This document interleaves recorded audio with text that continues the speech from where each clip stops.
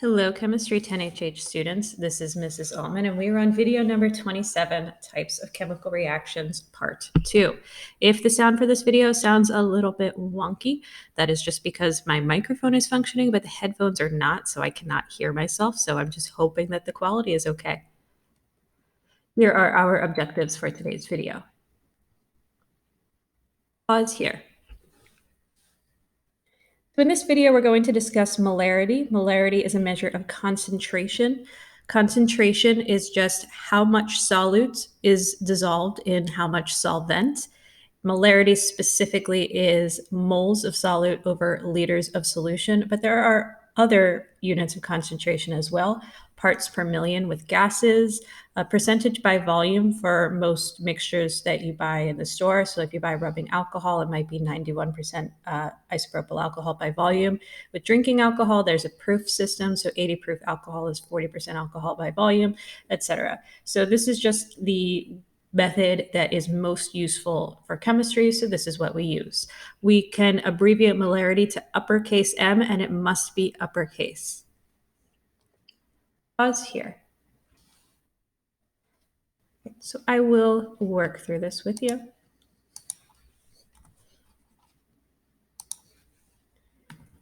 So we're given the number of moles here.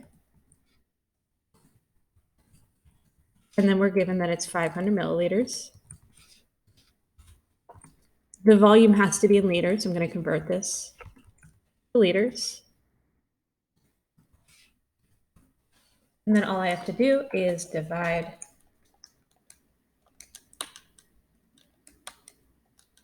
And we're going to round this to 1 sig fig. So when I put this in my calculator, I get 0.958. I'm going to round this to 1 molar. If you wrote moles per liter, that's also correct.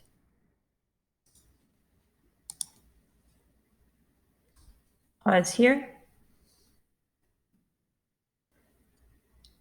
So leaving it on a hot plate is just giving you some experimental context. Our goal here is just to find grams. And in order to do this, I'm going to treat molarity the same way I used to treat density with some of the problems we were doing at the beginning of the year, where I'm using it as a unit conversion. So there's two different ways I could express it.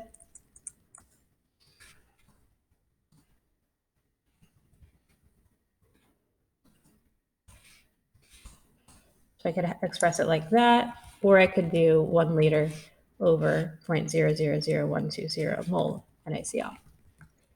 Depending on what units I need to cancel out is going to dictate which of the two versions that I use. And just like all of the other calculations we've had where we had more than one thing going on, it's typically best to start with a quantity that only has 1 unit. There's a lot of different ways to do them. This is my preferred method.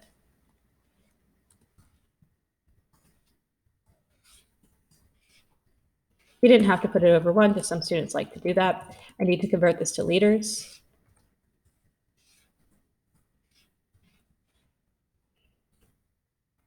Now I'm going to convert this to moles.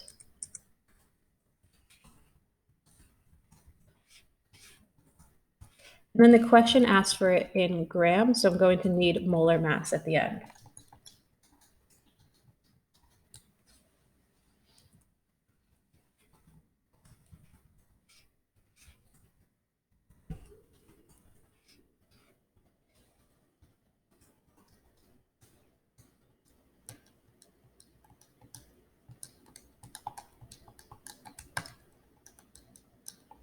And I get 0.00320 grams of NaCl.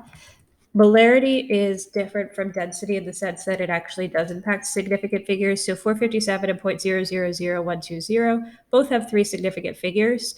But if this 0, say, wasn't here, it was just 0.0012, I would not put this 0 at the end here. So I'd round to 2 sig figs. So you have to look in the problems and you have to just round to the smallest number of significant figures. It's typically the same number of sig figs for both, but if it's not, you round to the lower number.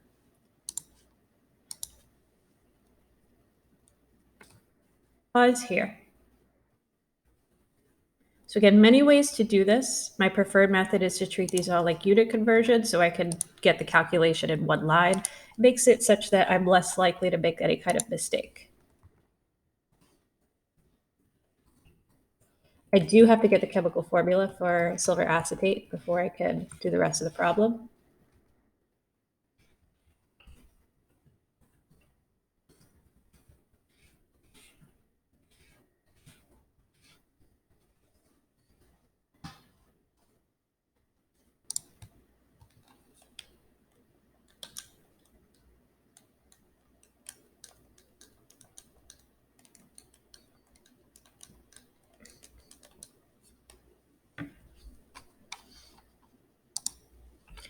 And then in order to do anything with molarity, I have to have this in mole, so therefore I need the molar mass.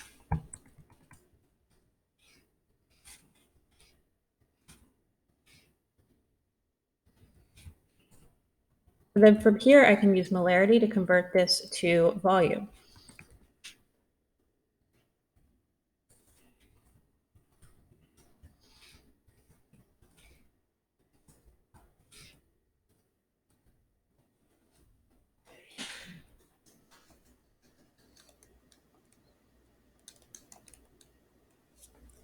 I'm rounding this to 2 sig figs because of the 5.2, and you get 0.31 liters. If you did this in milliliters and you got 310 milliliters, that would also be correct. All right, that is all for today's video. Thank you so much for watching and have a great night.